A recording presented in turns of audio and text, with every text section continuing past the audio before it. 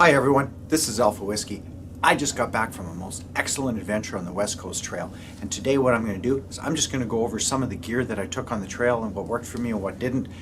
I haven't even unpacked it. It's still sitting in the 2 suitcases we used to fly it out on the plane. Now, we didn't fly our backpacks. A lot of us broke them down, put them in a big suitcase, so that's what we were advised by WestJet would be the best way to beat the 50-pound limit on checked baggage. Now, total pack weight when I set off from the trail was 62 pounds. Oh, a lot of weight. 62 pounds. When I finished, my base weight was 40 pounds. That was all my food gone except for a small amount of snacks. None of my water was left. So that's what I took on the trail. Here's the gear I brought.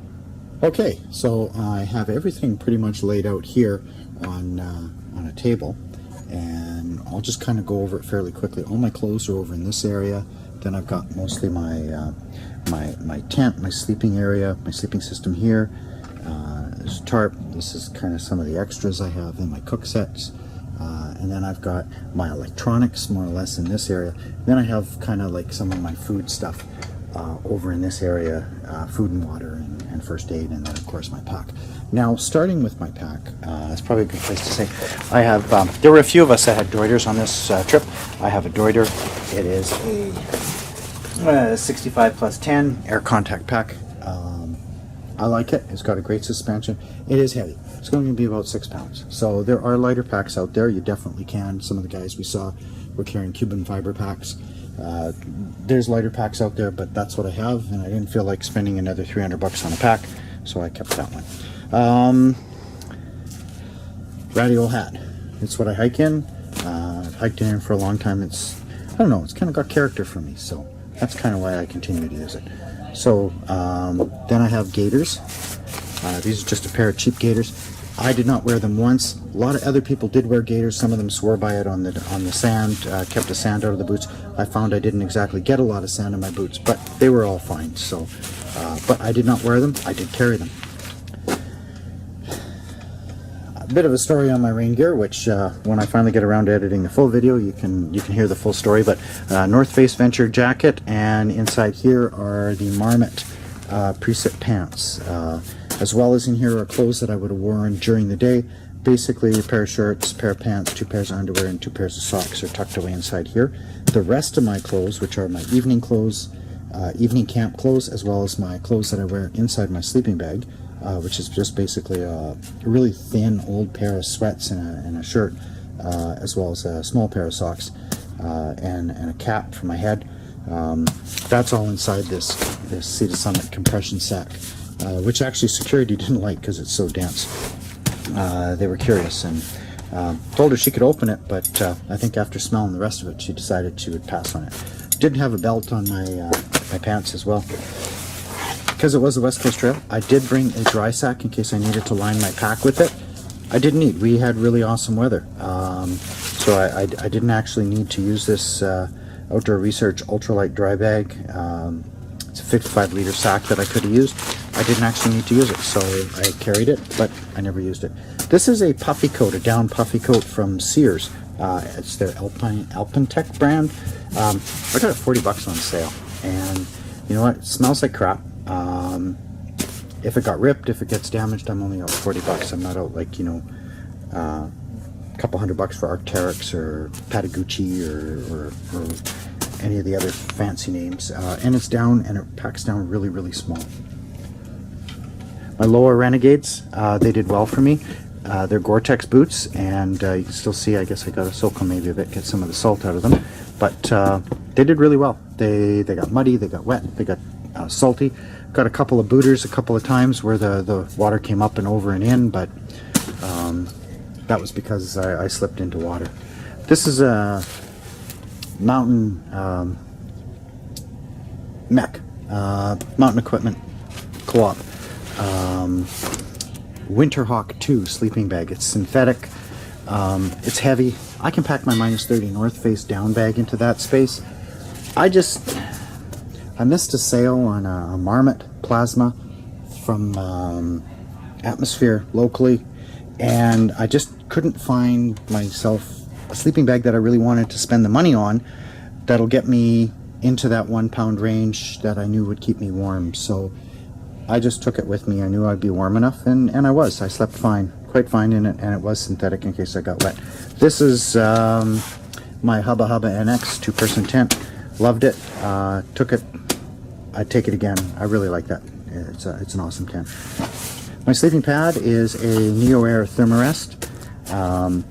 I ditched the big down pillow, and I've actually gone to this pillow, which is a Sea to Summit Aero Premium large pillow.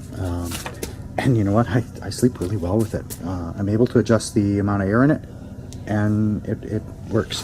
This is my tarp, which I will put a video up that I made. It's a homemade ripstop by the Roll Hex 12 tarp kit, 10.4 ounces, but then I added a whole bunch of paracord and night eyes cord, which bumped up the weight in there. But just in case we needed the cord, and we did use we didn't use any of my cord, but we did use other cord.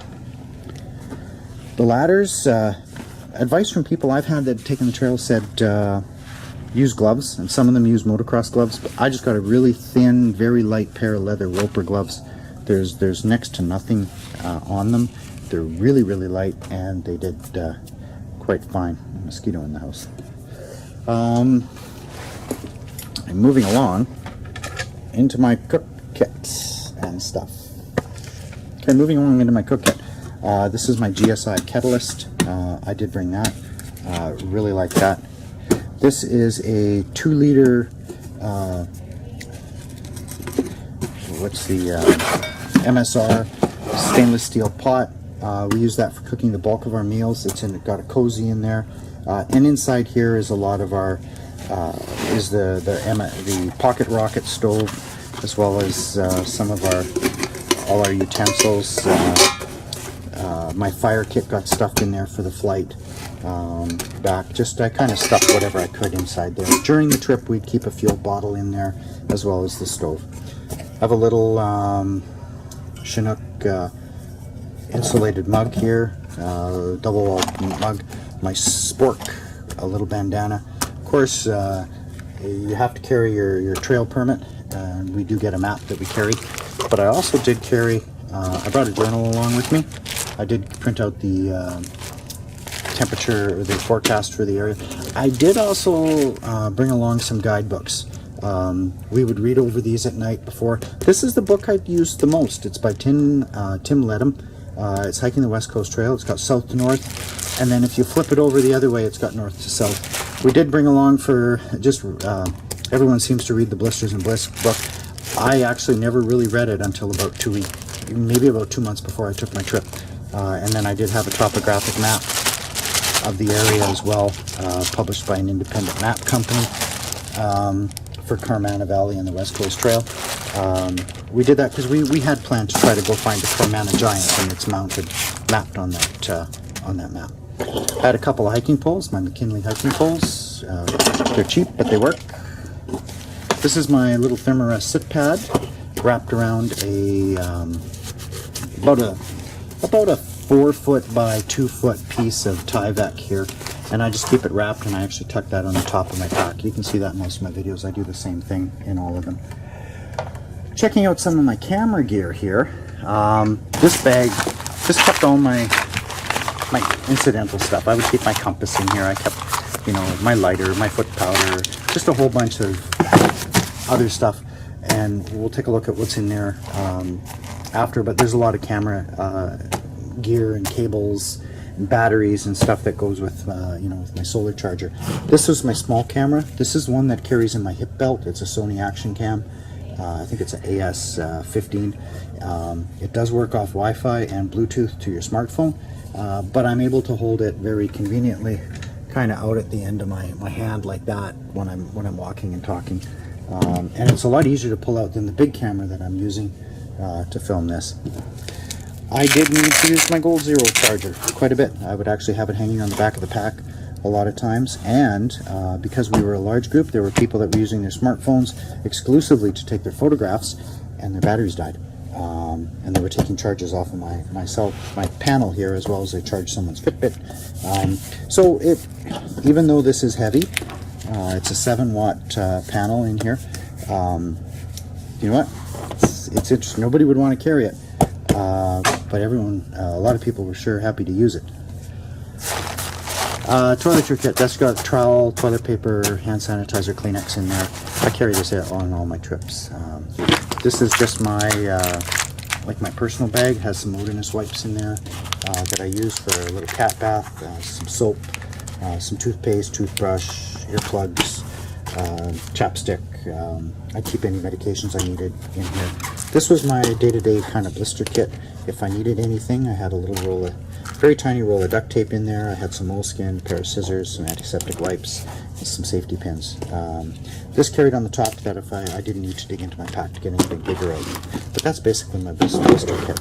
This was kind of like my personal medication and my personal blister care, which is what we all carried. This is the group first aid kit. Now, we were a group of 10, so we did take a larger kit along.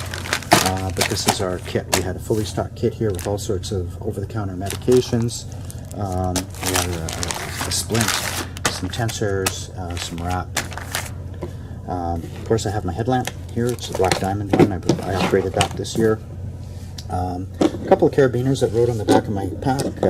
One thing not pictured here is my Crocs that I kept on the back, but I would hang them on one beaner. The other beaner quite often would come in handy at camp, whether we're hanging tarps or hanging the gravity water filter here. I did bring a hammock with me. I had hoped to find a spot to hang it. It's not very heavy, otherwise I would have left it. But I never actually did have enough time in a camp to put it up and whatnot. So this did not get used. That was a bit of a waste to carry. We did use the binoculars. There were a couple of us that had small pairs of binoculars on the trail. It's helpful to see what's out at sea. Had a tiny little tripod for my cameras. It allows it to hook into the pack and get some different shots. I do carry a spot on most of my most of my trips. Send a message home, let them know I'm not dead. This is my water bladder that I use during the day. Quite often I would drink anywhere between 1.5 liters, 2 liters a day when I go. Rather than filling up at every stream, I just fill up in the morning from this, and I would drink it throughout most of the day. And the tube that I drink out of as well. I had 3 food bags. This food bag over here for when I was on the trail, as well as those 2. Those were full, so that's about 30 liters of food that I had, which was, it weighed in around 20 pounds with when I added the water into it. What I was done, all I had left is my food repair kit, which is a spice reel and a whole bunch of these little packages of things like steak sauce, Texas Pete's, Tabasco, soy sauce, chili powder, seasoning salt. And then I had this left over. If I didn't use something during the day, I'd put it in here, whether it was, some hot chocolate or some Tang or a Crystal Light. And sometimes the next day I would use it. Sometimes we'd share with other people. Someone would have an extra cup of coffee or something in the evening. And it worked out rather well. I'll clear off some of the larger stuff out of here that I don't need to go over, and maybe I'll go through some of the smaller bags here. Alright, so let's take a real quick peek at the clothes. Again, I talked about my down puppy coat. There's a little stuff sack for it. For the most part during the day, I break things down pretty simple. I have a day pair of clothes, an evening camp pair of clothes, I have rain gear, and I have sleeping clothes, and then I have underwear and socks. And that's it. I don't carry too much extra other than that. Most of what I have is Columbia here. I just find it fits me well and it's comfortable. These are zip-off pants that I have that are nice. They're really lightweight and they dry very quickly. This is a short sleeve, quick drying shirt. This is a long sleeve, quick drying shirt. Now, I will switch these up. If it's cold out, I'll hike in this during the day, or if it's rainy, quite often I'll put that in so that I don't have to have bare arms against that. And then in the evening, I'll go into the puffy coat. But for the most part, this is my day wear. This is my evening wears. These are Mountain Equipment Co-op's river pants. Again, very quick drying, synthetic. Marmot preset pants. I also have a set of North Face ones as well, and a North Face Venture jacket. I have the Venture pants as well. Sleeping, as I said previously, just a whole really old, super thin pair of sweats, just kind of like a long pajama pant more than anything. It's cotton, but it's just really comfortable. Just a cap. I always need a cap to keep my head warm. Just a synthetic t-shirt, and I have just a short pair of darn tough socks. Now I can use those if my other socks are wet. 2 pairs of underwear, I just alternate them and wash them every now and then, and just different colors because then I don't have to think about it. 2 pairs of socks, again, different colors, both darn tough, don't have to think about it. I wear the green, then the brown, the green, the brown. If I have to change them throughout the day, I can wash them and it's pretty easy. And I do keep a full-size Sea to Summit towel in there as well. But other than that, it's pretty straightforward, pretty simple. And that's clothes. It's clothes I took on the West Coast Trail, and that's pretty much the clothes I take on every hiking trip that I do, or canoeing trip. Okay, so if we take a look inside this little Sea to Summit or Granite Gear bag that I keep, I find I used to stuff a lot of stuff in the top parts of my pack, and then I was forever chucking all these little things in and out and little baggies. So I started shoving everything into one big bag, and it just made life a little bit easier for me. So starting over here, I have one charging cord which has a different end on it here. It's a different type of USB end. So I have this one. I have this, which is like a micro USB, I guess. It's micro there. I have that one. That charges. This one charges the little camera. This one actually charges my GPS as well. This will work with my iPhone. I have my compass here. There is one other cable that isn't here, and that is a extension USB. It's the regular size here. It's just a long extension cable, and actually lets me charge my large camera, which I'm using right now. Well, I can tuck it inside the pack with the solar panel on the outside of the pack. My GPS that I use, even with the scratched cover, I went through the batteries like crazy on this trip. They were just sucking the batteries down every day. I did bring the waterproof housing for my action cam. Did not use it, but I had it with me if I wanted to tuck it in a tide pool or something. So there's my action cam. This is a AAA insert for the Goal Zero charger. I have a lighter. I had 2 batteries for my large Sony camera, 1 spare battery for the action camera. I would charge one. You have to charge it in the camera while you're using it, so it's not the most efficient, but it does work, and I did have to use them. This is Body Glide that I would use someday to stop any blisters. After the second day, I never used any. Just didn't need it. 3 spare lithium batteries for my Spot, and 1 spare Energizer, just in case I needed to take a couple of those with that and use them in my headlamp. I do carry some foot powder. I carry some sunscreen, carried some sunglasses, and I guess I chucked a pen in there from the hotel when I left. And that's really all the little extras that I carried in my little kit there. Not a lot. I didn't go overboard this trip on extras. Just simply I tried as hard as I could to keep my weight somewhat in a reasonable range. Okay, just the last couple things here. Basically, just a quick overview of what was inside my cooker. I did bring a plate. So did my food partner, my meal partner, one of the fellows on the trip, and we shared our breakfasts and dinners. He made 4 bucks and 3 suppers. I made 3 suppers, and we had 1 individual. Basically, 2-liter pot and a cozy helped us rehydrate everything we needed to. We use the pocket rocket to heat everything here. I have a Leatherman, which had a nice knife on it, pot grabber, 1 fork, 1 whisk, couple of spoons, just a stirring spoon, and a measuring cup that had teaspoon and tablespoon measures, because a lot of my meals required a certain mixture of tablespoons of water, and of course my cup. I had a spork. My fire kit contained a candle lantern, just some fire starters, which actually came in handy.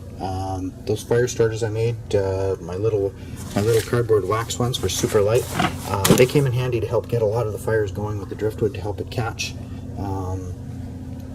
The Kettlelist breaks down into these 2 bowls, one insulated, one uninsulated, and they have measurements on the side. I don't know if you can see it there.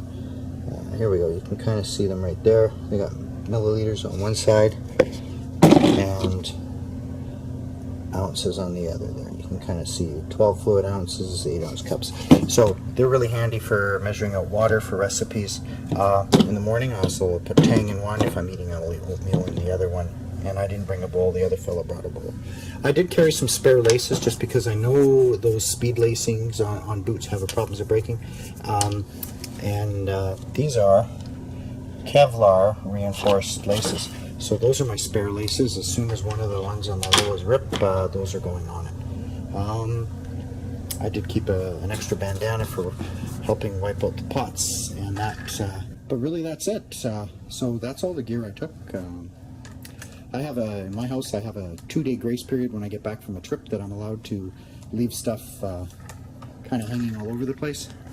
And once I've exhausted that grace period, it's time to pack up and clean up. So the suitcase is empty, as you can see, and time to put it away, including what I picked up right as you finished, my shirt. I picked up a shirt, doesn't say you did it or anything like that, but it's a good time. I really enjoyed the hike. I'll leave you with a few pictures from it. Hope you find it good. I'll get around. I got a whole mess of videos to edit over the summer. Try to get one out every couple of weeks now that tax time's done and most of my my work is finished. So here's where the adventure starts. West Coast Trail. As you can see, I don't know if you can see where I am, but where's where we are. We're at the Pacific Rim National Park. West Coast Trail Express just dropped us off. There's a bus there. And we're going to get ready and go in and do our orientation and take our ferry across the boat. So, it's a long way from home. Took us a day to get here. Through flying about 4 hours.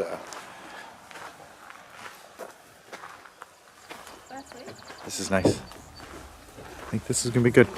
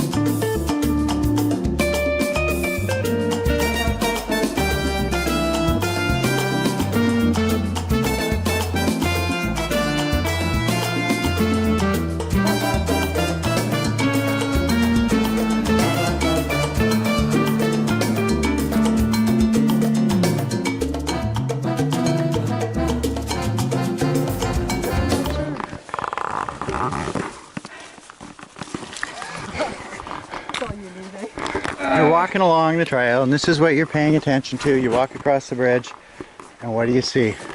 No camping in the office. And that's it. Yeah. We're done. Yay! West Coast Trail. Whew. Did you get me coming across? I kind of just popped up on me, you know? It was just there. Across the bridge again. Can you get that? Ha! Fuzz, meet us at the pub. Neil. There we go. So that's it. Cool. And it's 5 after 11. Wow, 5 after 11. 4 hours. 4 hours. The guy was right. Yeah. The guy said it takes 4 hours to hike out from Michigan. He's right. Here we are. Woo. Have a good one. Thanks for watching.